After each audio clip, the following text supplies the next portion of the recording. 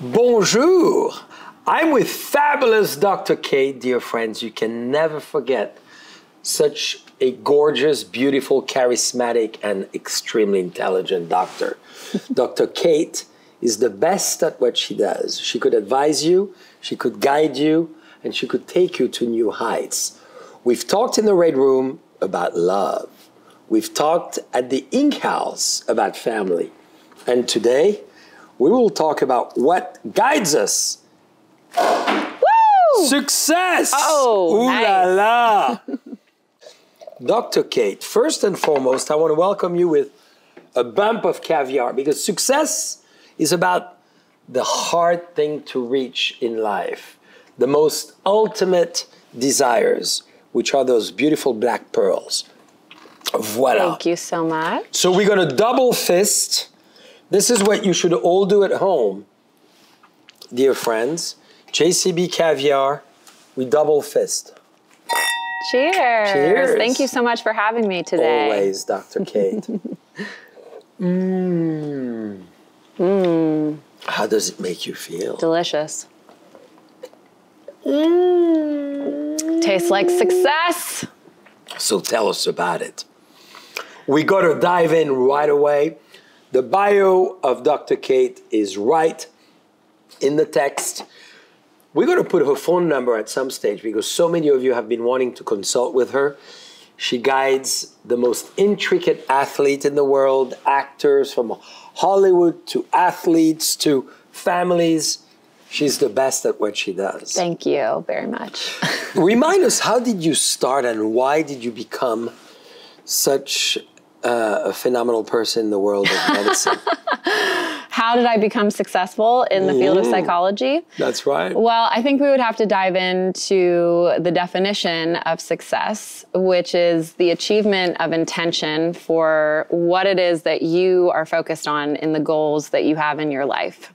Wow. For a lot of people, that is fame, money, and power, which a lot of people look at success in those same definitions. But for a lot of other people, it can mean a lot of things, whether it's building a family or purchasing a home or building a successful career. So it really just depends on what your definition of success is and what drives your passion forward and gets you motivated.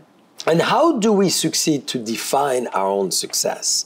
What are the techniques you recommend we use to map this out? Because we're all different. That is so true. I think beauty is in the eye of the beholder, right? So success really is a measurement of what it means for you independently. And I think that one of the things that you need to really focus on is your growth mindset when you're looking at success, because a lot of us will set up a goal for how it is that we want to be successful, and then we get to that place and we've achieved all the success that we thought that was going to look like, and then all of a sudden we need to shift over and create new goals. So for me, initially, obviously, it was to get my doctorate and to move through my residency and fellowship, writing my dissertation, moving to California because this is the most amazing country. No, state. Well, it's all of the above. But it's the sixth most powerful economy on the planet, from what I hear. So it is a whole country then. She didn't do her doctorate degree in geography, but almost. But yeah, so for me, it was moving to California and building a successful private practice, becoming a clinician at Stanford.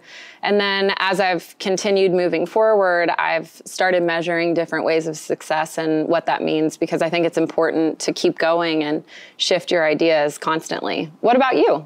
Well, same as you.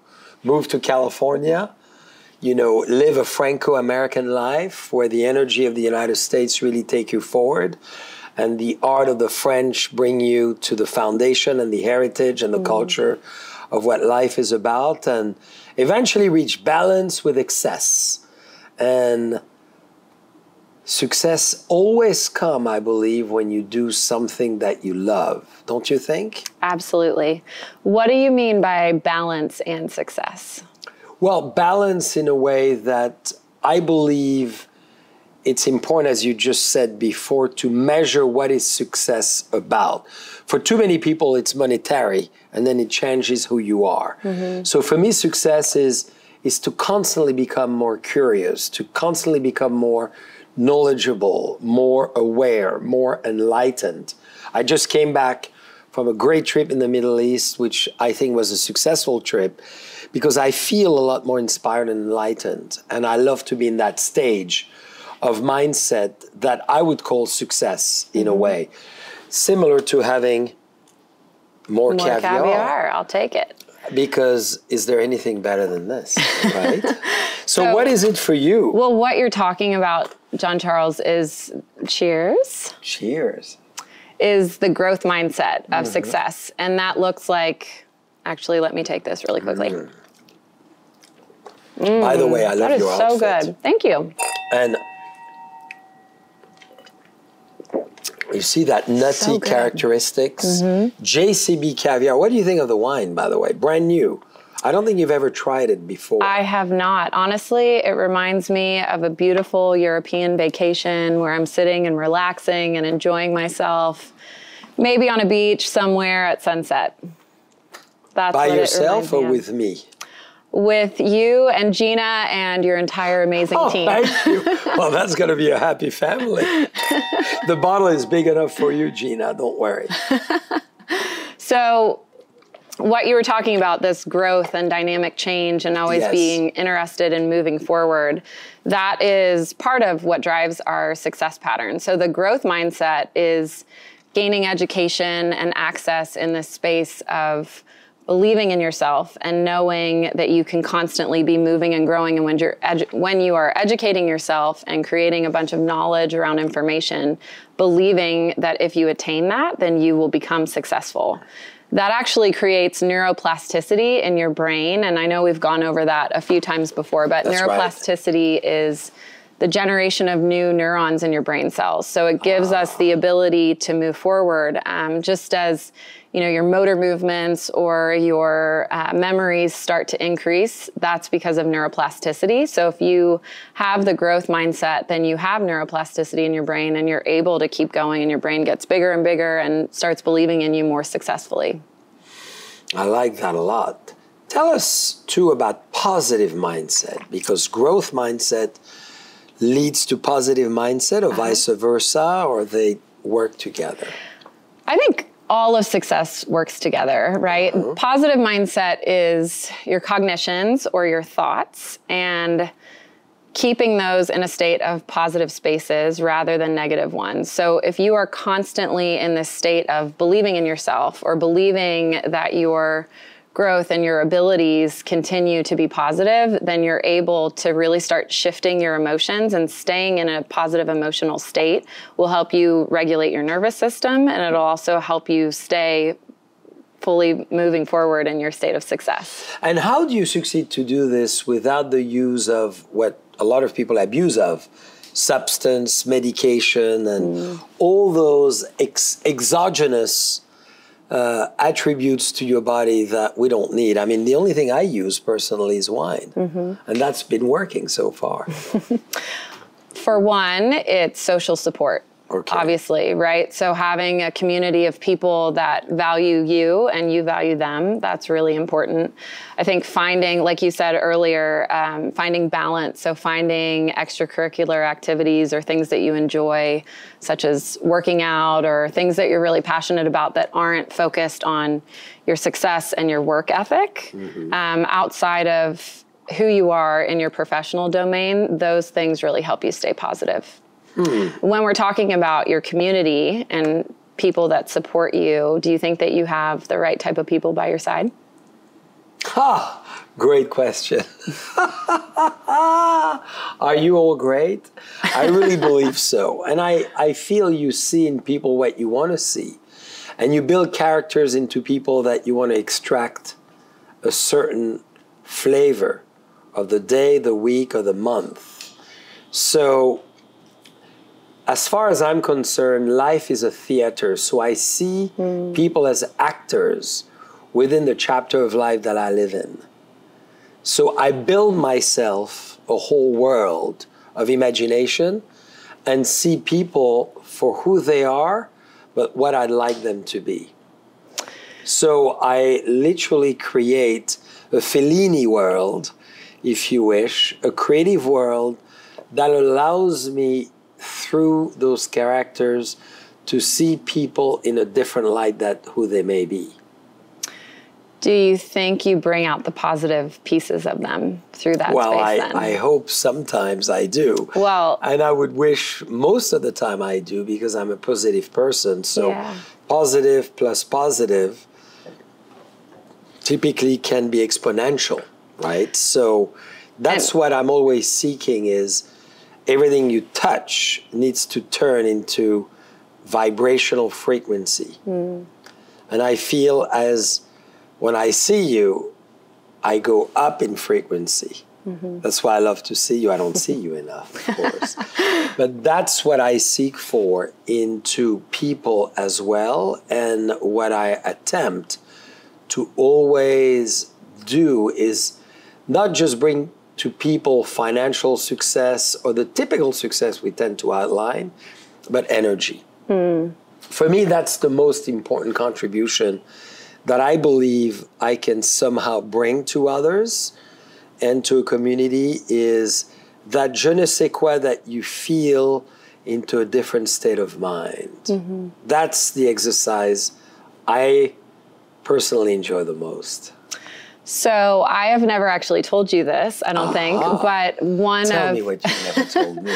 Well, one of my favorite things about you, honestly, is that I can be anywhere in the world, and when I tell people that you are a friend of mine, everyone knows you, and they're so honored and to hear that. And then they also, the thing that they say about you is that anywhere you go, you make a person feel individualized, and you really sit with them and see into their hearts and souls and really understand who they are as a unique person. And I think, you know, success and leadership really revolves around that rather, because when we feel chosen or wanted or valued for the things that we are, and when we also have someone that is our leader who is guiding us into places that enhance all of our strengths and help with our weaknesses, it gives us the opportunity to become more successful. Well, that's what you do so well. And you enhance the weaknesses. You know, I work on the success, you know, and I think, how do you recommend we all do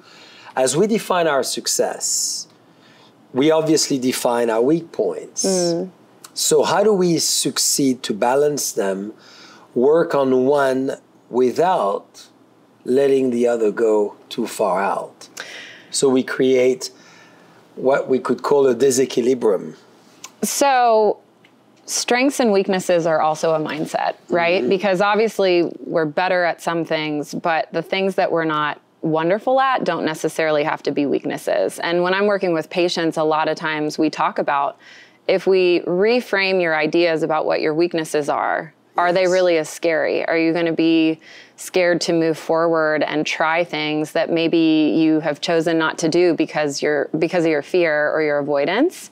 And so I think that when you're looking at that, you really have to be cognizant of whether or not the weaknesses are holding you back, and whether they're keeping you captivated in your own mind. And if you have someone that is able to move you out of that and through it and help you reframe your thoughts and reframe your behaviors, then you're able to move forward. And that's a lot of the work that I do with my patients every day. So exciting. So help us as well to understand entrepreneurial success. Well, tell me. We've talked about growth. We've talked about positive mindset and entrepreneurial mindset.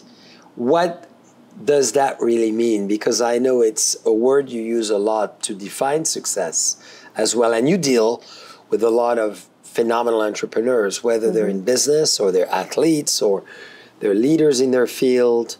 Give us some enlightenment. Yeah. I was going to ask you what your definition of an entrepreneur is. Well, my definition is to allow yourself to be on the tangent of the circle. Entrepreneurship for me is to be on that vibrational edge of risk without knowing the outcome, but allow yourself to go there. You know, like on the edge of a rock or on a big wave if you go surfing, or even skydiving without knowing how to land. It's okay. And a lot of people tend not to be entrepreneurs because they always want to have the bed perfectly made and know it folds and unfolds. For me, I actually live on the tangent of it. I get excited when I don't know. So I'm attracted to the unknown. Hence, I'm a true entrepreneur, I really believe, because I love to take risk. The moment I have people measuring the risk too much, I start to feel uncomfortable to actually become an entrepreneur. Because I think we went too far into the absolute hermetic world that does not encourage extreme success, because success comes through extreme entrepreneurship and risk-taking. So when I go too far on the return of the measurement of the risk is where I think we go too far, right? Yeah. So this is why I feel, if you were to ask me lately, what is my favorite period of history, is maybe the 15th century as a great discoverer. Leaving on a boat in Spain or Portugal, like Vasco da Gama, or Magellan, or Jacques Cartier, or all those great discoverers, right? Obviously, as well, including one who discovered the United States. I know there's debate, not too much to me.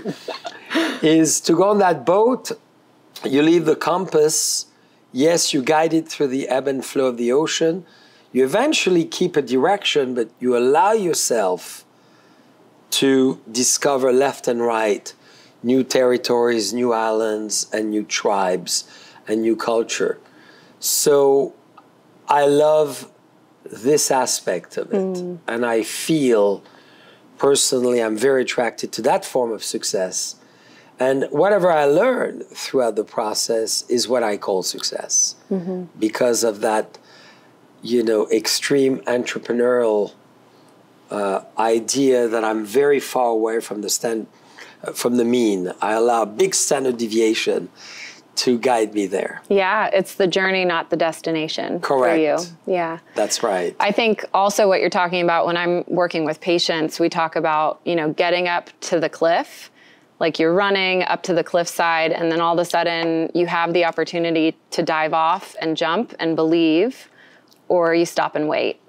And most people let fear and anxiety and oppression and their internal negative dialogue take away their choices of just jumping off the cliff, taking their ego out of it, choosing confidence, which the root definition of confidence is loyalty with oneself. It's not this, social media. Confidence is loyalty with oneself. Loyalty with oneself. Beautiful sentence. Yeah. So if you are standing with yourself and choosing that confidence in your choices that you're making, regardless of what the choices are, whether it's jumping on a boat and going to discover a new country, or starting a wine brand that then takes you into all these other elements, or for me, choosing a career that's a little less traditional in the world of psychology, I always stand with myself in every single choice I'm making. And then what I have found is that the risk taking comes with a lot of reward, as you have seen for yourself. Yes.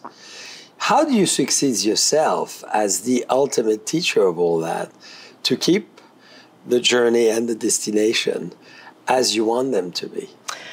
Well, just like you said, I think that growth and learning and development is something that I need constantly for myself. I also always stick with the mentality that I need to be practicing what I preach. So, if I was a full-time fitness instructor, then I would make sure to constantly be... That's true success from what I see. Yeah, well... By the way. I like to work out because it is a part of my routine and behavioral choices that keep me in a successful state of mind. But I think that the choice of intention of keeping my mental health balanced and successful and focused and strengthened is what helps me be a really good leader in my field. So as everybody reach for success or try to reach for success, I would love for you to guide us in a sense, as we have another sip of wine because that always helps, into doing a home exercise and what should be that home exercise. In other words, it's interesting you use journey and destination I often, on Post-its, define more the journey than the destination. Is how I'm going to get there rather than what I'm looking to get to. So you read me very well, and obviously we know each other very well in that sense, is that's what I do. What do you recommend for all our friends before they call you and they ask for a consultation, as they should? All of you should. Dr. Kate, remember. So I think we've already talked about the positive mindset, Yes. right? Yeah. And part of that is looking at gratitude and all of the things that you have been successful in and really taking ownership of them and making them very loud. So putting things on Post-it notes or standing in your mirror every morning and expressing affirmations about the goals that you've already achieved or the things that you are, the characteristics and the traits of the person that you are. I think if you embody those pieces of you, then you Yes. wake up as a successful person already. Ah, Another thing to do is that's to a great advice. Yeah. Thank you. Yeah. Another thing is to look at the goals that you have for your day, your week, your month. A lot of times people have these ideas of where they want to be in 5 to 10 years, but they don't break things down. Yes. And they don't task orient them. So then they get into this place of rigidity in their minds and they Yes. can't move forward in any behavioral choices to activate any success because they're so confined in their own brain. So one of the things that I always recommend my patients to do is when they are starting anything, whether it's becoming the best athlete they can become, or Yes. starting a new startup, or getting into school to become a medical doctor, I ask them to buy a journal. And in that journal, I have them write every single little piece of success that they ever have, whether it's, you know, I studied every single day for a full week straight, or I hit the weight room and did a really good job of being successful in the weight room every single day, or I had business meetings with people that I wanted to connect to, and I had finally got that email out that I've been scared to write, right? But if you write those down and life moves on and time keeps going, you look back at that journal and 6 months ago, the version of you who is no longer the version of you now because you are ever changing, ever growing, ever evolving. Yes. You recognize all the positive experiences and the exposure to the greatness that you're becoming. And so I think that giving yourself the constant reminder of all the success that you've had is really beneficial. And I think, you know, part of the American culture in particular is that we're so forward focused moving that we never stop and really celebrate all the successes that we have. That's right. And that's part of the reason why I love your brand so much too, is because you have all these amazing, wonderful parties that sort of create life events that stop time. And they give people a reason to celebrate and like just be one with the journey of life rather than being focused on the destination of whatever they have that's in the future. Yeah, those are great advice. And I'm going to rewatch our interview and take notes because celebrating small steps is very important. And as you said, we tend to focus on the ultimate goal and often being disillusioned, being very far away from it. But what are the steps that allow us to get there and slowly but surely celebrate them weekly or monthly and saying we staying up course and we going there? What do you think is what we call challenging mindset? And I will have a toast to our new wine, Enrapture. Ooh, Enrapture. Tell me about this one. Well, look at this.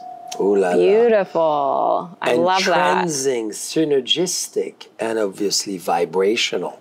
The charm of the snake, attracted to one another, held by the ropes of life. Ooh la la la la.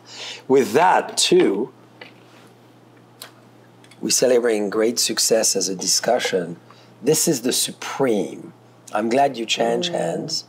Different flavor profile on our caviar. And if you don't all know, we make our caviar with our good friend Thomas Keller and Regis Sova, and we create our own blend to go with our wines and our experience. So this is the JCB Supreme. So I'd love for you to describe it for me as we Cheers. Cheers to success. To success. Oh. Oh. That is delicious. You like it even better than the Siberian, or both? I like that one. It reminds me of a brisk fall day at the Ink House, sitting on the patio, having a nice glass of Enrapture. Ooh la la!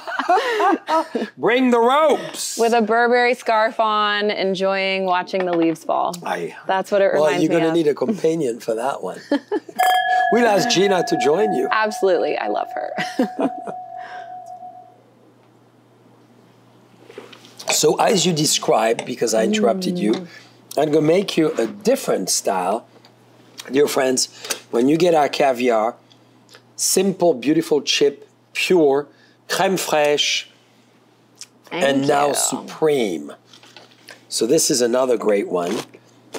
And I recommend, for many of you who come to our events and parties, that's how we do it. Isn't it great this way? That is so good. Delicious. Amazing. Superb. Successful. Caviar and Cabernet. Yum. And Delicious. JCB Cabernet. Those are the CCC of success. The 3 C's of the 3 S. Oh my gosh, that is so good. Took my breath away. It's delicious. I know you'll be back. So, challenging mindsets. Let's go there. So, that one is more about setting ourselves up to those goals that we talked about, and like test taking or being an athlete and having these goals about what you want your body to look like, or how fast you want your run to be, or the different types of plays that you want to make. Yes. And the challenging mindset really is in this state of a belief system that says, if I put myself to this performance-based strategy, I will achieve. And a lot of people get stuck on the one time that I didn't actually accomplish this. And so then they have a hard time overcoming it. And a lot of times they won't keep forward and moving forward towards goals and performance that are aligned with success. So they have to get into this place where their belief system goes along with the challenging mindset. So you're thinking as well, get into a stage of mental health. So describe for us a lot of the friends I've known for a long period of time that I went to maybe high school with, or even kindergarten, that I tend to still be very closely in touch. They could be in France or they could be in the US, as I had the pleasure to come to the US for high school. I followed them through those mental health issues. A lot of them I luckily never faced somehow. I've always been in that positive mindset trajectory, whether I failed or not, and I failed so many times. I had enormous failures on new products, on new items, on new taste profiles. You know, there's not only wins, and everything that is only successful, and depending how we define even success, as we just talked about. So give us mental health mindsets and how to get to that healthy place that we constantly succeed in what we're looking for. Well, I have to say, John Charles, that you are lucky that you are probably one of the few that hasn't dealt with a lot of adversity in your mental health package. Forgive me to interrupt, I sometimes wonder, am I honest with myself? Or, it's like people say you always have energy. I don't do drugs at all. I've never done it. Never even smoke a cigarettes. People say you must do drugs. And I said, if you want to think so, good for you. I've never done that. So, yeah, I'm very lucky on some aspect, but very unlucky on others. So how did that happen? How did that happen for you or for everyone? In general. I think every person wakes up and has a measurement of the level of energy that they have for the day and where their mental health is landing. So I think most people are more anxious or more depressed. Because you have a lot of energy, typically you're probably more in a state of anxiety if you get into any type of state, which is a good thing, right? Because an anxious state is directly correlated to successful people, right? Because the cortisol hits your bloodstream and gets the sugars going. Your adrenaline, which is your stress hormone, starts pumping you and activating you and getting you moving towards biological bases of behavior that will formulate success and behaviorally motivated choices, right? Yes. On the other side of that is depression and the experience of the slowing down, the getting into your parasympathetic nervous system a little bit too much and being inconsistent with what we define success as. And for those type of individuals, yes, I see what you mean. Yeah, it's hard to feel like you're getting activated and moving in your life when you feel paralyzed and you feel like you're unable to get up and go. And so I think one of the things that people that are in that state often need to do is really wake up every morning and measure, okay, on a scale of 1 to 10, 10 is the happiest and most energetic I ever am. 1 is the least happy and energetic I am. I'm at a 3. So what are some things that I can do today to get me to a 5, which is a balanced baseline for me, right? So that looks like I'm going to cancel my morning meetings and go work out because I know that getting endogenous hormones in my system will make me feel a little bit happier. Or I'm gonna call one of my friends and let them know that I'm not having a great day. So some social support will activate a little bit of more positive emotions, and hopefully that will get me titrated up to a more balanced, regulated state. So luckily, you know, for you, you don't really have to deal with that. And well, honestly, I'm sure I do. I say otherwise, but I need the sports. Well, we all do, though. Probably I seek it in sports as well, because without doing sports, I'm very different. If I couldn't do sports, and I've been handicapped before with knees issues or what have you, couldn't do what I wanted to do, and I was different. So I could see what you mean. Yeah.